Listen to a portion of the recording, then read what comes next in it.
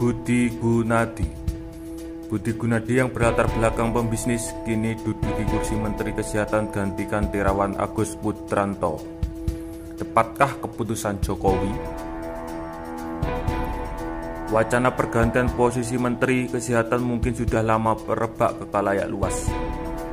Namun, siapa yang menyangka bahwa ternyata keputusan Presiden Joko Widodo terkait pergantian Terawan Agus Putranto jatuh kepada Budi Gunadi Sadikin, yang sebelumnya merupakan Wakil Menteri BUMN dan bukan dari kalangan dokter.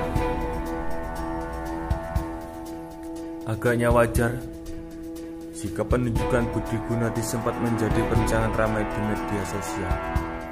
Pasalnya, ini merupakan kali pertama Menteri Kesehatan Republik Indonesia tidak dijabat oleh seorang dokter.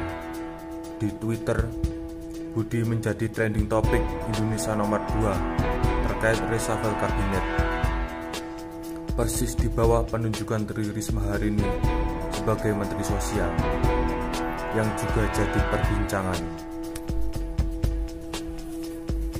Karir Budi Gunadi bisa dibilang tidak konsisten menggeluti satu bidang saja.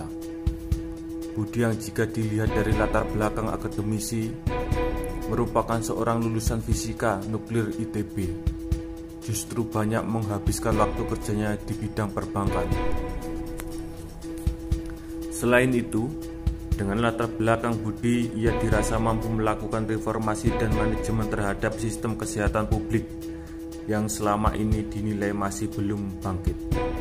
Salah satunya dengan cara melakukan vaksinasi sebanyak 16 juta kali dalam waktu 1 bulan. Pandu Riono berpendapat bahwa penunjukan Budi Gunadi sudah ideal untuk mengisi posisi Menkes yang sebelumnya diduduki oleh Terawan. Menurutnya, Budi memiliki visi dalam menangani pandemi sehingga dapat bermanfaat bagi Kemenkes agar dapat menanggulangi pandemi secara lebih optimal.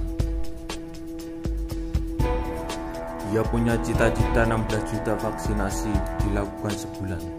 Menkes tidak perlu dokter untuk mereformasi manajemen dan sistem kesehatan publik yang lumpuh.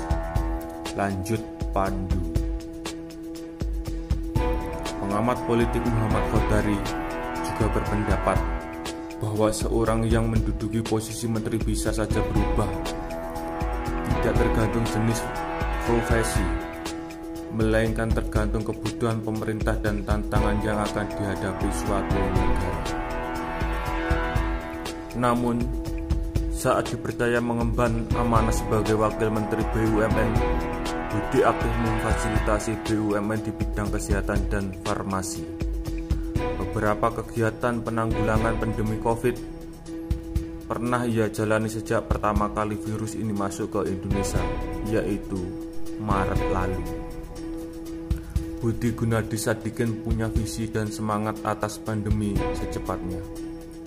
Kasal pada kinerja Kemenkes dan Satgas, Budi layak jadi Menkes yang baru, kata Pandu melalui unggahan pada akun Twitternya. Budi Gunadi Sadikin punya visi dan semangat atas pandemi secepatnya. Kasal pada kinerja Kemenkes dan Satgas, Budi layak jadi Menkes yang baru.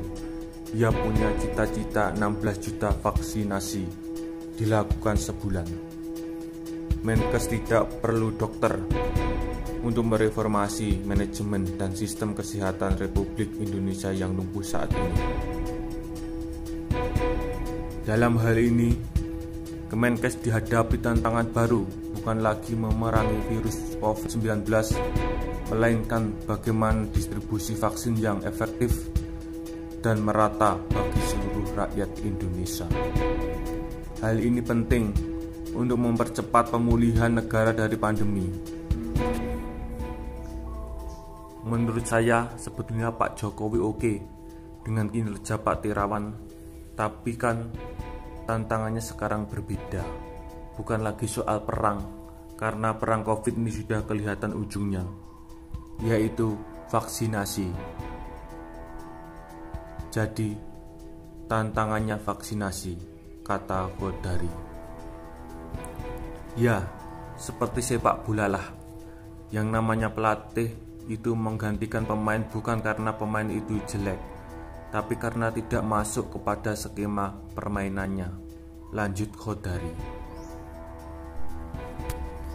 Sekilas tentang Budi Gunadi Sadikin. Sebelum menjadi Wamen BUMN 1, ia pernah menjadi Dirut PT Bank Mandiri dari tahun 2013 sampai 2016. Kemudian Stefsus Menteri BUMN pada 2016 sampai 2017, setelahnya menjadi Dirut PT Inalum pada 2017 dan 2019.